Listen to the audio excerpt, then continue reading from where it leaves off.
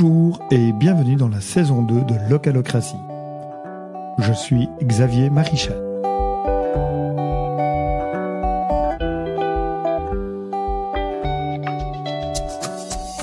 Il n'y a pas qu'en décalquant les instances officielles qu'on peut intéresser les jeunes, et d'ailleurs aussi les moins jeunes, à participer à la démocratie. Exemple avec la SBL Géomoon, qui encourage le pouvoir d'action des enfants au travers de différents projets qui impliquent tant du dialogue avec des adultes qu'avec des enfants d'autres pays. Nathalie Delbar, en charge de ce projet, nous en esquisse les enjeux et surtout les points de veille que cela fait surgir lorsqu'on entend éduquer à la démocratie et à la participation. Bonne écoute.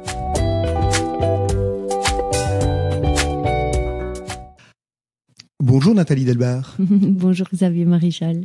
Vous êtes coordinatrice chez Géomoon. Merci de m'accueillir dans les grands locaux qui vous accueillent. Est-ce que vous pouvez nous présenter ce que fait Géomoon ? Oui. Donc Géomoon est une ONG belge qui a la vision suivante en fait. C'est que pour contribuer à la mise en œuvre de sociétés plus inclusives et solidaires, il faut encourager l'engagement citoyen et l'exercice du droit à la participation des enfants et des femmes en particulier. Donc ce groupe cible est à la fois le plus vulnérable et le plus exclu de ce droit à la participation, mais aussi le plus enclin et dynamique à le mettre en œuvre dès lors qu'ils en ont en fait l'opportunité. Donc on a 3 programmes, un au Bénin, un en Haïti et un en Belgique, qui sont subsidiés par le ministère de la Coopération au Développement belge. Et par rapport aux normes et aux valeurs auxquelles Géomoon adhère, elles sont en priorité en fait le critère de l'appropriation de l'aide, c'est-à-dire que rien n'est défini sans les bénéficiaires qui sont aussi les acteurs principaux des changements attendus. Et nous travaillons aussi dans une approche droit, ce qui signifie en fait que toute action est réfléchie dans le sens des compétences qu'elle apporte aux bénéficiaires pour qu'ils puissent être autonomes et défendre leurs droits au sein de leur famille, de leur école, de leur communauté et auprès des élus locaux. Merci. Tout un programme. On va peut-être essayer de rendre ça plus concret pour nos auditoristes. Je vais y arriver. En venant des exemples. Mais donc, vous travaillez principalement avec les enfants, aussi les femmes, dans une idée, effectivement, d'émancipation et de leur donner un sens de ce qu'est la démocratie. Et une des vertus de la démocratie, c'est de donner des droits à tout le monde. Est-ce que je recaricature correctement le principe ? Oui. Donc alors, en ce qui concerne le programme qu'on met en œuvre en Belgique, là, on travaille exclusivement avec les enfants. On travaille avec les enfants et les femmes au Bénin et en Haïti. À partir de ce programme Belgique, on se base en fait sur la Convention internationale des droits de l'enfant, qui a 3 piliers. On peut en fait rassembler les droits de l'enfant dans 3 piliers. Il y en a un qui concerne tout ce qui est protection. Donc, on va protéger les enfants contre la maltraitance, l'abus, le travail, etc. On va prester des services pour qu'ils puissent aller jouer, apprendre, aller à l'école, grandir et se développer correctement. Et le 3e pilier, c'est le pilier de la participation. Donc, le lien entre l'adulte et l'enfant est différent dans ce 3e pilier, dans le sens où dans les 2 premiers, l'adulte est supérieur à l'enfant. Et dans le 3e, en fait, l'adulte doit apprendre à faire un pas de côté et prendre un rôle, en fait, de facilitateur pour, en fait, motiver l'enfant à s'exprimer, donc prévoir un espace, accompagner l'enfant pour qu'il puisse structurer son avis autour de sujets qui le et la concernent et qui puisse s'engager en fait, donc qu'il soit confiant dans son pouvoir de changement. Et donc c'est là que vous intervenez vraiment pour aider à construire cette confiance et faire que des enfants émettent leur opinion ou clarifient leurs besoins. Mais dans quel cadre et à l'encontre de qui alors ils émettent ces avis? Donc alors, on a vraiment une approche systémique. On a plusieurs, j'ai envie de dire, actions. Donc le projet phare de ce programme s'appelle Leçons d'enfants et se réalise dans le milieu scolaire. Donc on intervient principalement dans le fondamental, donc en 4e, 5e ou 6e primaire. Et ce projet prévoit en fait de mettre en contact une classe d'enfants d'ici avec une classe d'enfants d'ailleurs. Et les contacts vont se réaliser via des échanges de sons. Donc d'où le nom du projet, le son d'enfants. Donc on va aborder tout ce qui est stéréotypes et préjugés en classe. Donc ils vont apprendre à se connaître et donc les contacts se font soit avec des enfants d'Haïti, du Bénin, du Togo ou du Sénégal aussi. Et après avoir appris à se connaître, donc on va vraiment utiliser la philosophie pour encourager la curiosité d'aller à la rencontre de l'autre. Et donc, ils vont vraiment se poser plein de questions, mais finalement, comment vous vivez là-bas et nous, comment est-ce qu'on vit ici, etc. Donc, il y a tout un travail aussi de structuration de sa pensée et de son esprit. Dans une première phase, ils apprennent à se connaître. Donc, ils s'envoient des sons et grâce à l'outil de la réflexion philosophique, on les encourage à structurer leur avis. Et donc à partir à la découverte d'enfants du même âge mais d'une autre culture et qui vivent dans un pays aux autres réalités. Ensuite, ils vont s'intéresser à ce qui se passe autour d'eux et qu'ils voudraient changer et choisir ensemble un thème. Donc une classe envoie 4 propositions de thèmes à l'autre qui va choisir dans les 4 propositions de thèmes. Et c'est assez intéressant parce qu'au fur et à mesure de la réalisation de ce projet, qu'on réalise quand même depuis 2015, on se rend compte que à partir de 10 ans, les enfants sont très très sensibles à l'actualité. Et donc, ils choisissent des thèmes comme le droit à l'expression en plein Covid, la vie chère en pleine crise énergétique. Bon, il y a aussi évidemment la crise climatique qui arrive presque chaque année et qui est repris au moins par 2 classes. Et puis aussi l'égalité des genres, les droits des personnes handicapées, les droits des personnes handicapées, les droits des enfants, etc. Et puis ensuite, on va leur apprendre à utiliser un enregistreur. Et à partir de là, les bases du projet sont établies et le projet est repris par le professeur ou la professeure qui va analyser le thème en classe de manière transversale.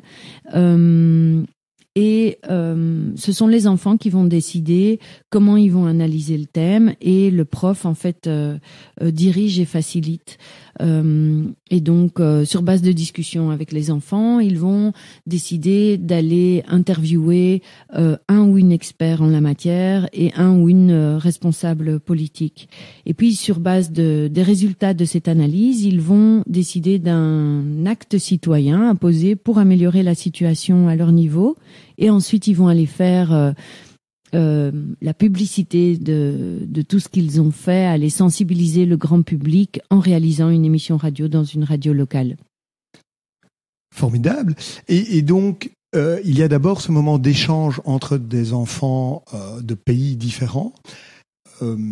On peut peut-être être surpris, même si aujourd'hui on parle souvent de citoyens du monde, mais donc ils partagent des mêmes préoccupations. C'est ça que vous découvrez ou que eux découvrent en échangeant les uns avec les autres? Oui, évidemment, ils ont les mêmes mangas, ils aiment bien la musique, du coup ils s'échangent des musiques, ils veulent savoir quel est l'horaire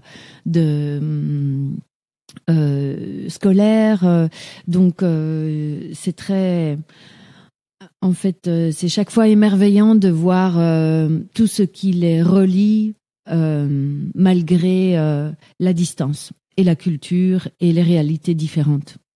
Et puis vous parliez sur ils aboutissent à une action concrète, ils interpellent les autorités, qu'elles soient locales ou régionales, mais ils n'aboutissent pas aux mêmes actions. En fait, les réalités de terrain font que chacun s'approprie, et c'est bien ça votre but, c'est que chaque enfant se rende compte qu'il peut avoir une influence sur sa réalité lui-même. Voilà, donc le but, c'est que chaque classe agisse et donc pose un acte citoyen pour améliorer les choses à leur niveau. Donc ça peut être au sein de la classe, ou ça peut être au sein de l'école, ou au sein de la commune, mais c'est chacun dans son pays. Donc personne ne va dire à l'autre classe ce qu'il doit faire. Donc c'est toujours une inspiration. Ouais. Mais ils échangent sur ce qu'ils ont fait les uns les autres pour voir que finalement, partout dans le monde, les enfants sont quoi? Acteurs de changement? En effet, ils ont énormément d'idées. Et, ce qu'on a, par exemple, c'est des enfants qui, après avoir été interviewés, une épicerie solidaire ou une aide alimentaire, vont faire des récoltes de fournitures scolaires pour les donner à des personnes dans le besoin, ou bien on a des enfants qui ont décidé de faire plein de dessins à les plaquer sur les murs du centre d'accueil des migrants tout près de la gare du Nord pour accueillir les migrants en Belgique et faire une récolte d'habits qu'ils vont donner à Anne-Catherine Denève, à la plateforme d'accueil des migrants, voilà. On a des enfants qui vont demander que le conseil de classe soit remis en place pour pouvoir gérer le bien-être dans leur classe, parce que leur prof était parti en congé de maternité et que la remplaçante n'avait pas pensé à reprendre ce projet-là. C'est peut-être juste un petit détail, mais ça leur montre en fait ils peuvent eux-mêmes décider du fonctionnement de leur classe. Ou on a des enfants qui vont aller faire un micro-trottoir dans leur commune pour récolter les avis des citoyens sur les choses à mettre en place pour plus de respect des personnes porteuses de handicap, et soumettre toutes ces recommandations-là au conseiller communal en charge. Et donc, c'est à chaque fois... d'énormes émerveillements à nouveau de leur pouvoir d'action. En fait, une fois qu'on crée en fait cet espace et qu'on leur permet en fait de construire leur avis, et qu'on leur donne les moyens pour pouvoir s'exprimer et pour pouvoir s'engager. Et tout ça est évidemment fait sans argent. Oui, juste avec finalement votre participation comme catalyseur pour démarrer l'action. Et puis c'est eux qui portent l'entièreté du processus, avec, j'imagine, là ou la professeur de la classe. Est-ce que vous les sentez sensibles à ce côté? Finalement, il ne faut pas beaucoup de moyens pour changer son environnement de vie?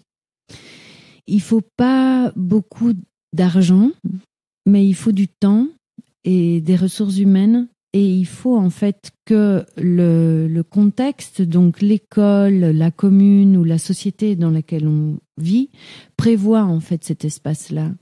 Donc il y a pour ça une personne qui s'appelle Laura Lundy, qui a prévu un concept. Je pense que c'est juste 4 choses qu'il faut mettre en œuvre pour favoriser la participation des enfants. Et donc le but, c'est de prévoir d'abord un espace où ils peuvent s'exprimer. Et alors il y a aussi une audience, donc leur expliquer qui va les écouter, et une influence aussi, leur expliquer ce qu'on va faire avec ce qui a été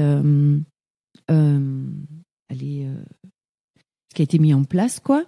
Parce que c'est pas tout le temps. En fait, on tombe très rapidement dans la manipulation quand on essaye aussi de favoriser la participation des enfants. J'ai envie de dire que le risque est là, et donc il faut en être conscient et connaître un peu les écueils. Ouais. Et garder cette juste distance pour les aider à faire émerger leurs idées, ce qu'eux ont envie de mettre en place, mais pas se mêler de l'idée même, c'est cela? On peut se mêler de l'idée parce que parfois il y a des idées un peu folles pour lesquelles on n'a pas les moyens. Et donc je pense que c'est une construction commune.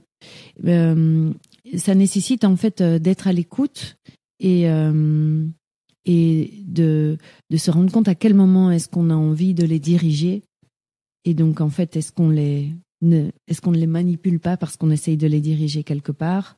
À quel moment est-ce qu'on est juste en train de donner le cadre pour que ça puisse se réaliser, en fait, leur participation puisse se réaliser. C'est très fin, évidemment, la différence. Ouais. Et les enfants eux-mêmes sont conscients de cette différence? Il y en a parfois qui ont des réactions ou qui vous disent oui, mais non, c'est pas comme ça que moi je voulais les choses, ou... Tout dépend, en fait. J'ai envie de dire le contexte dans lequel l'enfant a grandi. Donc, si l'enfant a grandi dans une famille où on favorise justement cette réflexion, où on favorise l'échange, et où l'adulte va par exemple sensibiliser l'enfant à l'actualité, aux problématiques de société, mais avec un langage approprié aussi. Alors l'enfant pourra plus facilement en fait défendre ses droits. Dans un premier temps, il faut qu'il puisse les connaître pour pouvoir les défendre. Et donc tout dépend un peu le développement que l'enfant a eu avant la réalisation du projet. Ouais.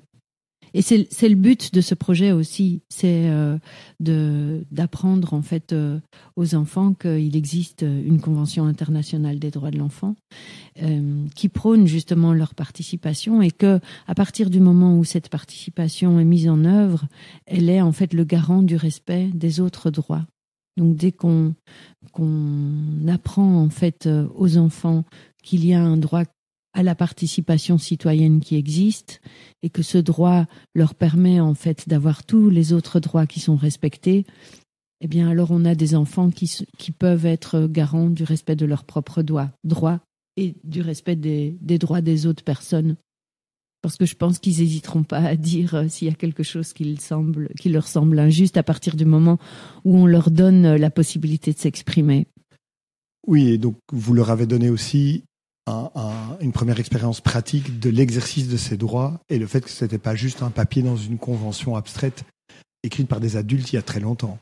Il y a en effet une première action qui est faite envers les enfants pour justement leur apprendre à s'exprimer, mais il y a aussi une sensibilisation de tout le contexte autour des enfants à faire. Donc, parce que on constate aussi qu'il existe des contextes où on a peur en fait de donner la parole aux enfants, parce que les enfants ont quand même aussi des devoirs, et que on a peur en fait que ça dérape, de perdre le contrôle. Et donc, qu'est-ce qui va se passer quand si maintenant les enfants peuvent tout décider, et ça va être le chaos, etc. Alors qu'en fait, favoriser la participation, ça veut pas dire oui à tout. Ça veut dire rentrer dans un dialogue, en fait, où il y a un certain avis qui est pris en considération autour de sujets qui les concernent. Et ça nécessite vraiment que toute la chaîne de responsabilité, pour que ces droits en fait soient respectés, soient sensibilisés. Donc on parle des parents, on parle des enseignants, on parle des éducateurs, on parle des directions d'école, on parle des responsables politiques, que ce soit communaux ou régionales, communautaires et fédérales. Je pense aux écoles qui font partie de Wallonie-Bruxelles Enseignement, où les responsables politiques sont parfois un peu éloignés aussi de ce qui se passe dans les écoles. Et puis aussi les médias. Quelle place les médias donnent en fait aux enfants aujourd'hui pour pouvoir s'exprimer. Et vous avez ce ressenti que les autorités, qu'elles soient locales ou régionales, ont vraiment cette appréhension que vous évoquez du fait que donner des droits à des enfants, c'est risquer d'avoir des demandes insurmontables ou irréalistes et que ça va compliquer l'attention. Il y a vraiment un travail de confiance à continuer de travailler pour que l'on ose, que ce soit des enfants ou d'autres citoyens d'ailleurs, poser la question de que pensez-vous qu'il faudrait faire dans votre cadre de vie, dans notre démocratie pour aller plus loin? Oui, parce qu'en fait, ça demande beaucoup plus d'écoute et d'énergie, en fait, de favoriser la participation. Et donc, ça demande du temps. Être autoritaire, c'est beaucoup plus rapide. Et donc, dire, bon, ben voilà comment ça se passe, et puis maintenant, c'est comme ça, et suis-moi, moi je sais, et toi, tu me suis. Alors que finalement, avoir une autre attitude en disant, mais finalement, par rapport à ça qui te concerne, comment est-ce qu'on pourrait faire, ça nécessite, oui, d'avoir vraiment une autre attitude, beaucoup de confiance, en fait, dans l'intelligence des enfants et dans leur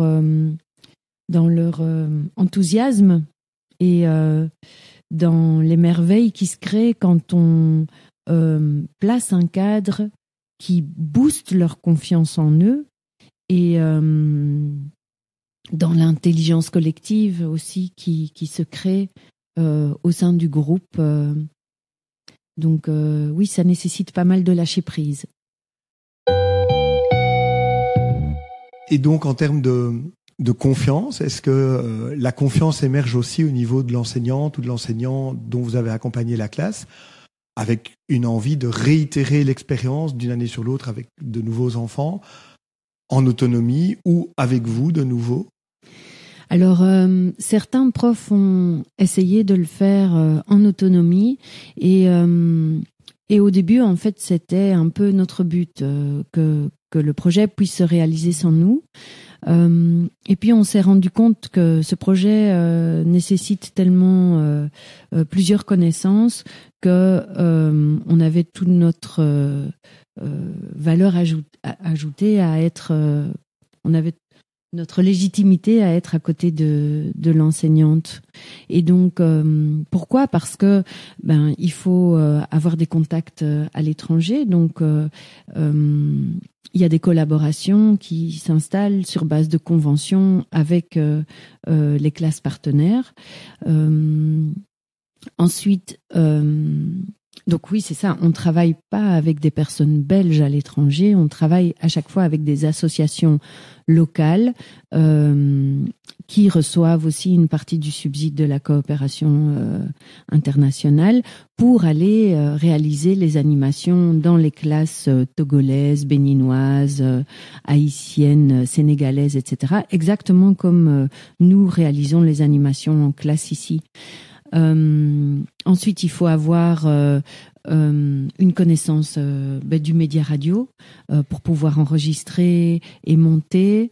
Et puis, il y a les contacts avec les radios locales ici aussi. Et voilà, donc la réalisation de ce projet a beaucoup plus d'impact quand elle se réalise en collaboration, en fait, entre l'ONG et l'enseignante. Oui. Et finalement, ça nous mènera vers la conclusion. Est-ce que c'est pas une belle métaphore de notre démocratie qui a besoin de collaboration? Oui, évidemment. Solidarité, de collaboration, on est beaucoup plus fort ensemble, quoi. Oui, tout à fait. Ouais. Et c'est là que vous apportez cette découverte d'un univers différent à des enfants qui entendent parler de droit, de démocratie, mais sans savoir par où prendre ce mot compliqué. Oui, tout à fait. Donc, c'est vrai que on a réalisé aussi, au fur et à mesure des années, l'intérêt pour nos partenaires de réaliser des projets leçons d'enfants entre eux. Donc, on a cette année une classe d'enfants déficients visuels béninoise qui a réalisé le projet avec une classe inclusive où se trouve un enfant déficient visuel au Sénégal. Donc, le son d'enfant, c'est le son de tous les enfants. Et donc, on réalise aussi en Belgique ce projet dans des classes inclusives qui accueillent à chaque fois un enfant déficient visuel. Mais donc, ce projet-là, entre le Bénin et le Sénégal, a abouti à deux actions citoyennes géniales. Au Sénégal, les enfants ont sensibilisé les parents pour qu'ils fassent des démarches pour que leurs droits soient respectés. Et pour eux, un droit principal, c'était d'avoir accès à une identité. Et donc, ils ont provoqué la venue d'un responsable politique qui met en ordre toutes les cartes d'identité, et ils ont réussi à ce que des enfants déficients visuels et voyants aient leur papier d'identité, et je crois qu'ils en ont eu 109. Donc il y a 109 enfants, ce qui est énorme en fait, qui ont eu là récemment leur papier en ordre. Et du côté béninois, là, les enfants déficients visuels ont réalisé un spectacle où ils parlaient à chaque fois d'un droit de l'enfant.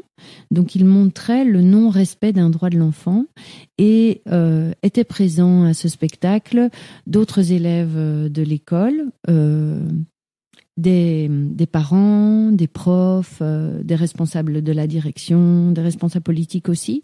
Et après chaque sketch, il y avait un débat où l'audience devait savoir, mais finalement, quel est le droit qui n'a pas été respecté et comment est-ce qu'on pourrait faire pour le respecter. Voilà, donc finalement, des enfants qui éduquent à la citoyenneté des adultes. Exactement, oui, tout à fait. Et donc voilà, ici en Belgique, des enfants ont choisi le respect et la non-violence dans leur classe, et ils étaient en contact avec des enfants haïtiens, et ils ont réalisé un slam là-dessus qu'ils vont faire écouter à toute leur école pour sensibiliser toute leur école au fait que voilà, pour bien vivre ensemble, le respect et la non-violence est une condition à respecter. Mais écoutez, merci pour toutes ces belles inspirations. Avec plaisir. Et bonne continuation à GeoMoon, puisque j'imagine qu'il reste beaucoup de classes à visiter et à aider à faire cette découverte. Oui, tout à fait. Tout à fait.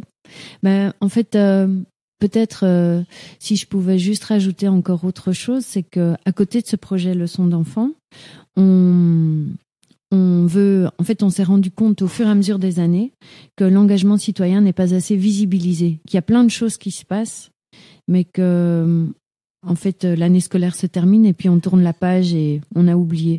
Donc on a créé, en fait, nous-mêmes un média qui s'appelle GeoMove, le réseau international des enfants et des jeunes qui s'engagent. Et ce sont 2 pages Facebook et Instagram où on peut voir justement l'engagement citoyen, où on va parler aussi d'appels à projets qui existent. Tous les jeunes d'ici et de là-bas peuvent s'engager. Et puis, d'autres actions qu'on réalise, c'est qu'on va former les profs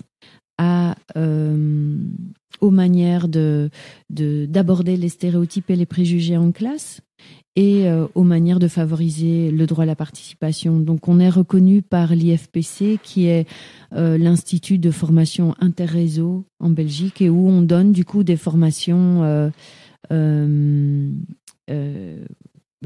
2 jours pour favoriser la participation en classe ou apprendre à aborder les stéréotypes et les préjugés en classe. Voilà. Formidable. Et pour les auditoristes intéressés, on donnera bien tous les liens en référence, puisqu'il y a chaque fois, j'imagine, largement de quoi alimenter les imaginaires. Oui, on peut aller sur le site leçondenfant.be, donc le son comme un son qu'on écoute, et d'enfant au pluriel, .be. Merci beaucoup. Merci aussi. Bonne continuation.